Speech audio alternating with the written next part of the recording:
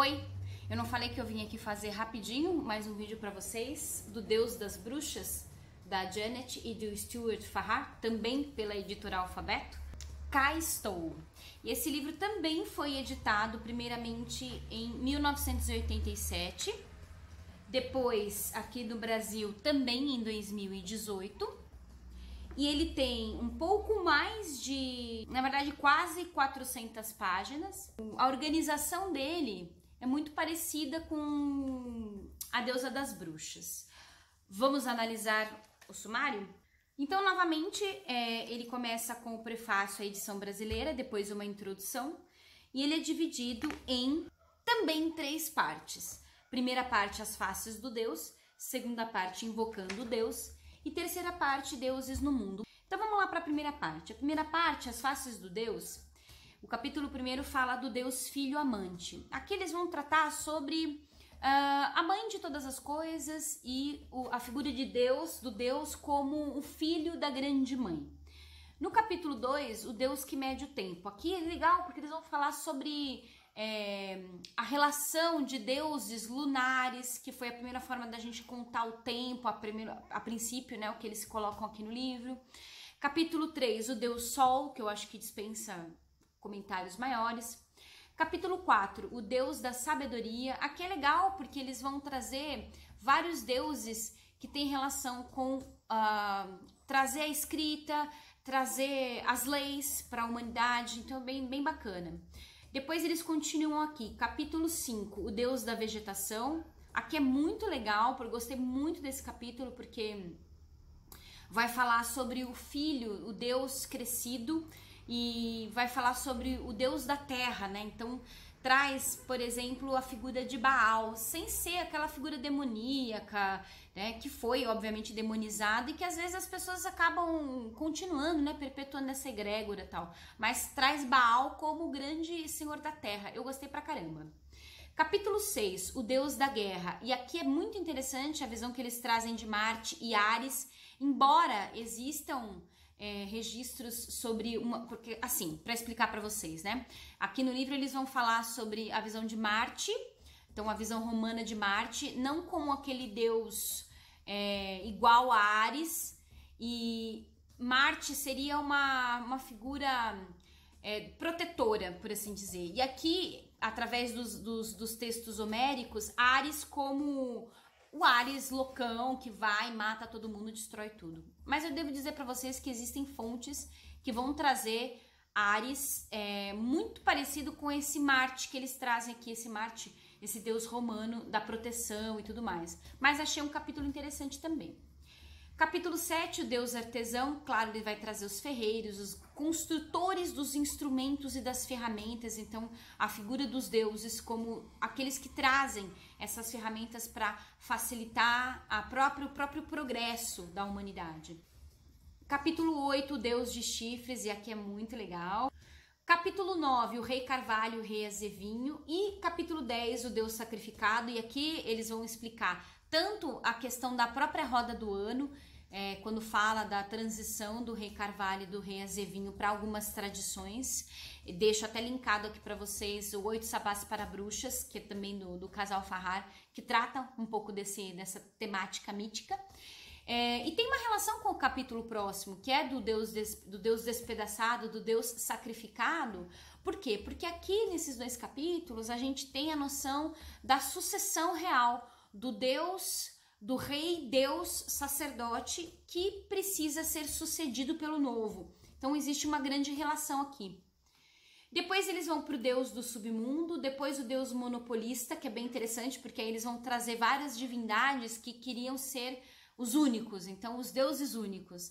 E aqui eu vou confessar para vocês que até me causa uma sensação ruim quando eu escuto falas do tipo, não, todos somos filhos de um único Deus, não, é tudo uma força só, você pode chamar de outros nomes, mas é tudo uma força só. Isso me irrita um pouco.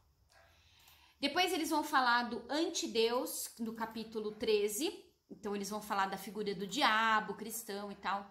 E aqui eu acho muito legal, eles trazem uma visão crítica, inclusive, sobre a deificação do diabo, né? Então você colocar ele como um Deus, né? E que é uma prática até de algumas pessoas, é bem interessante, porque eles vão trazer uma visão que eu particularmente concordo, que o mal por si, na verdade, ele não existe em si, ele é uma distorção do bem. Inclusive eles vão trazer vários aspectos aqui da Cabala para explicar isso.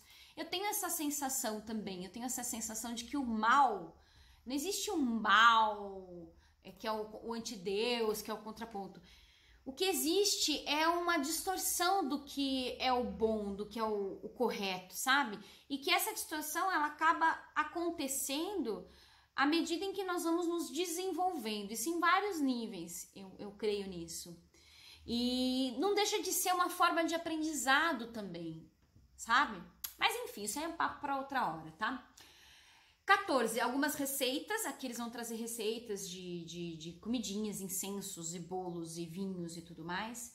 15, eu gostei muito, que fala do Deus divorciado, então, e no 16, restabelecendo equilíbrio, então eles vão trazer várias reflexões importantes sobre o que aconteceu com a humanidade quando não se compreende essas polaridades, não se trabalha essas polaridades, e o quanto tanto feminino quanto masculino sofreram, cada qual à sua maneira, mas sofreram com relação ao divórcio de Deus. Segunda parte, então, invocando o Deus. Aqui eles vão trazer algumas divindades e os seus rituais. Então eles trazem Pan, eles trazem Osíris, Tammuz, Tote, Herne ou Cernunnos, Shiva, Dagda, Loki, Zeus, Eros, Ra e Amon-Ra, Wayland, o ferreiro. E aqui eles trazem os rituais, né? A terceira parte, deuses do mundo, então eles vão trazer um monte de deuses com algumas explicações, é uma lista bem grande de deuses. Apêndice 1, também ensinando a traçar e destraçar o círculo, como lá no Deusa das Bruxas, como lá no Deusa das Bruxas. E o apêndice 2, eles trazem um ritual egípcio, que é para você utilizar quando você for fazer o ritual que eles propõem aqui no capítulo 20, para o deus Tote. Então eles trazem assim, que como vai montar o templo egípcio para fazer o ritual a deus Tote. Aí tem o FOFs, índice remissivo, que eu amo, lista de ilustrações, figuras, tem figuras muito legais nesse livro. É claro que eu vou trazer para vocês um trechinho aqui na página 58, páginas 58 e 59, quando eles tratam do deus de chifres.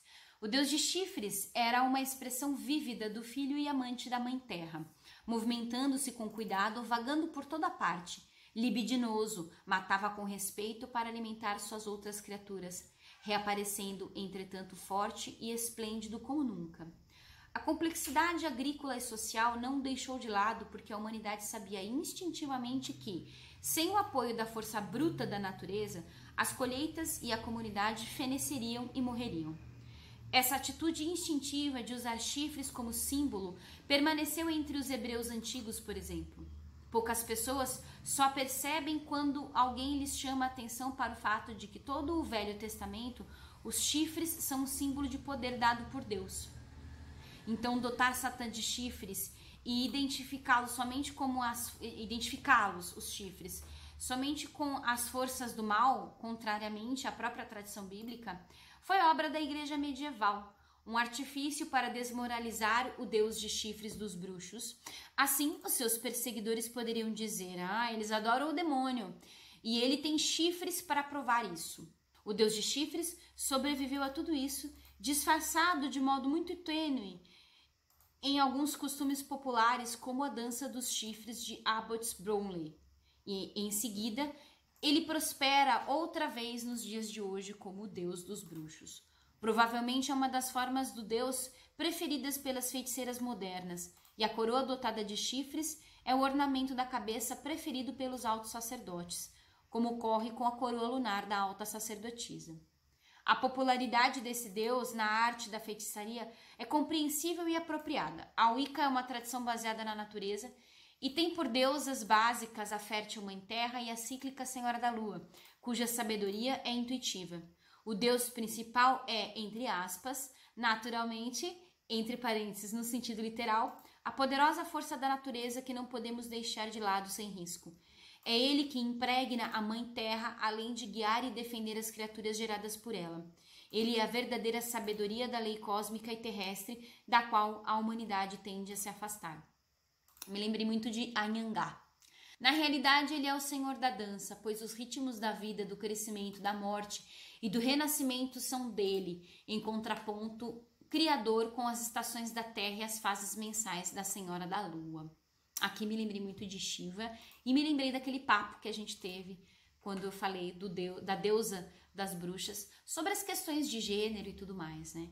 Os próprios chifres aqui, ainda trazendo essas questões de gênero, tem um vídeo que eu fiz sobre chifres, que eu vou deixar linkado para vocês, que fala sobre os chifres e fala também sobre a figura do poder dos chifres e o masculino, mas os próprios chifres também são símbolos do feminino. Eu quero fazer um segundo vídeo para tratar sobre isso, porque eu acho que todas essas questões, elas trazem pra gente um ensinamento muito grande, novamente, sobre aqueles, entre aspas, papéis do feminino, papéis do masculino e toda essa complexidade maravilhosa e profundamente mistérica e iniciática sobre gênero, sobre Deus, deusa, sobre os nossos caminhos. Bom, o Deus das Bruxas, o Senhor da Dança, Janet Stewart Farrar, eu recomendo para todos. Um beijo para vocês e até a próxima.